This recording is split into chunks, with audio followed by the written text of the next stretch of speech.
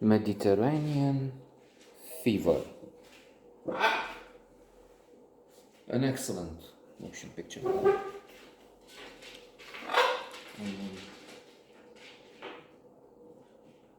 In a way, surprisingly so. Um, just like Walid will have an unexpected relationship with Jalal, his neighbor. It happened in a way with the film. At the beginning, I thought, well, maybe this will be not just too political and one-sided, but maybe it will be too much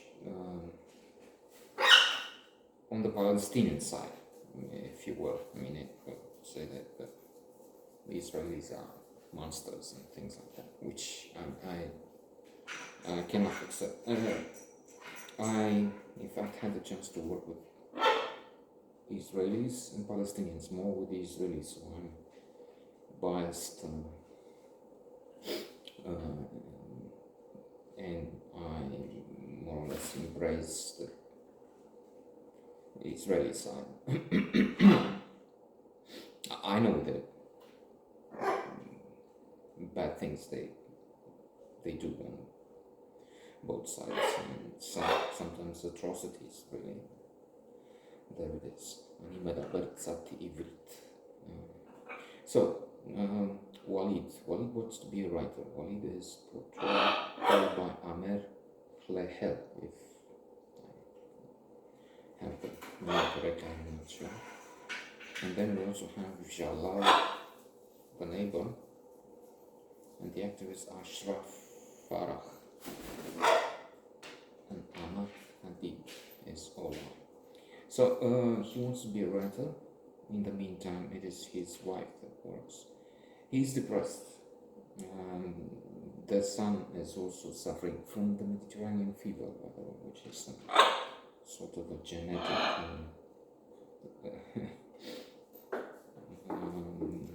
The doctor says.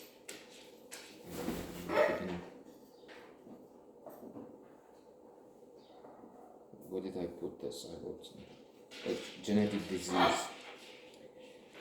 So as I said, I was a bit skeptical at the beginning because we have the doctor visit at the doctor in the first 5-10 minutes, I think, and they have to fill a form. And occupation, what? Religion, but religion they're stuck. Religion, what do you mean? Skip that. And the doctor says a woman is very woman, and they talk Hebrew at that point. Most of the time it's in Arabic. So the dialogue, but not now in the office of the doctor. So she says, I don't care. But then she tries to move on, as father of the patient says. And she said, I cannot, the computer.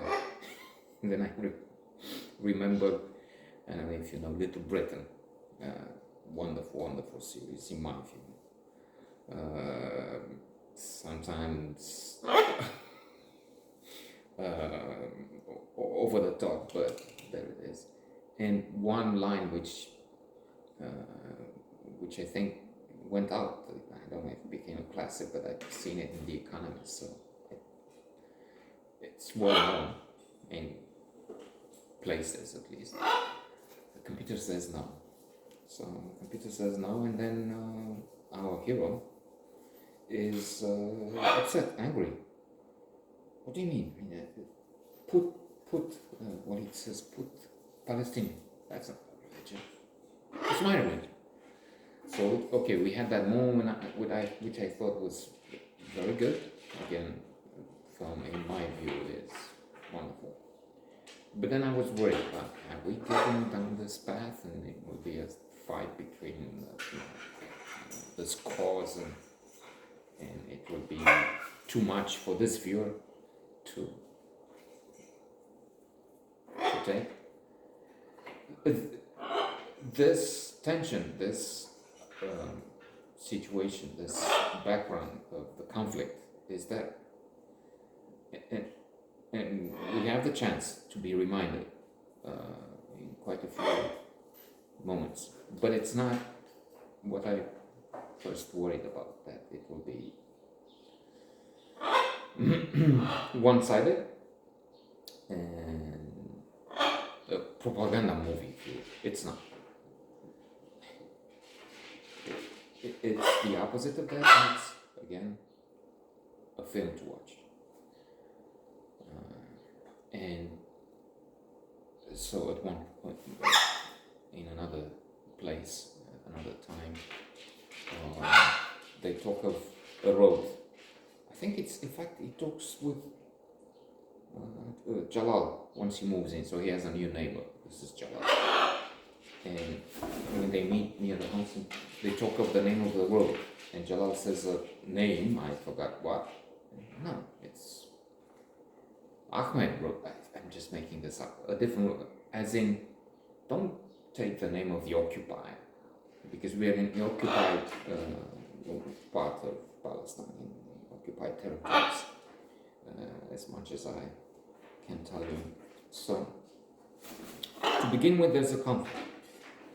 But then, in some of the psychology classics, we find that some of the best relationships, studies have shown, are formed from an initial bit of a conflict. And if it's also humor in it, then you're in for the Casablanca line. This is the beginning of a beautiful friendship, which is at the end of Casablanca. So Walid goes to Jalal, neighbor, because it, music.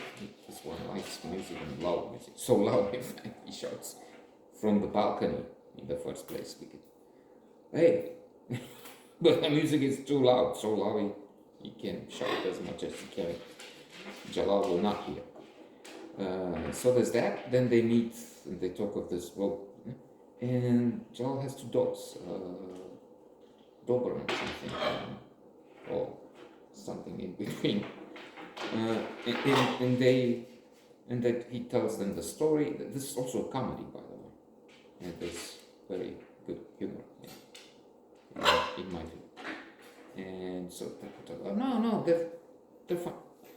They're attacking. I mean, 1 centimeter and he would lose a few fingers. So what do you mean? And then he talks of how they hunted, how the brother of this one got killed, and then he,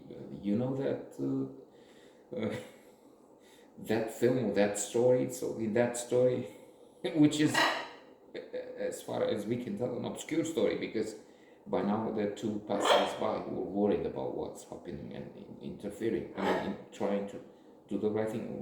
What's that? I mean, they're attacking, and so no, he's going on with the story nobody knows, and how he got the names. So there is this tension, but then Joel is very friendly. Come on, have a coffee. Come in. I have a welcome party, so you come. At the party, Walid sees that Jalal is important, in fact, because two people come in. He has the chance to hear and see how they press him. He owes them money, and because he cannot pay.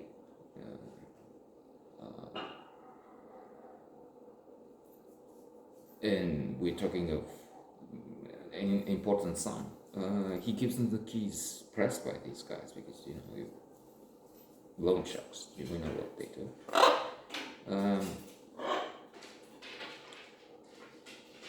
He gives them the keys to his car. So he's up without the car. He has to walk around. And then Walid says, "Look, I've seen some of that. I'm interested. I want to write about the underworld, and then you can introduce me to that." And so let's see. We see Jalal doing some bad things, because he's a small-time, not gangster, small-time crook. Anyway, so as we advance, Walid and we're also surprised. There's more, and there's more, and there's another surprise. Says, I need to kill someone. I need you to find me a hitman. and then it builds up from there. And I will stop here to avoid spoiler alerts and just say that I was very, very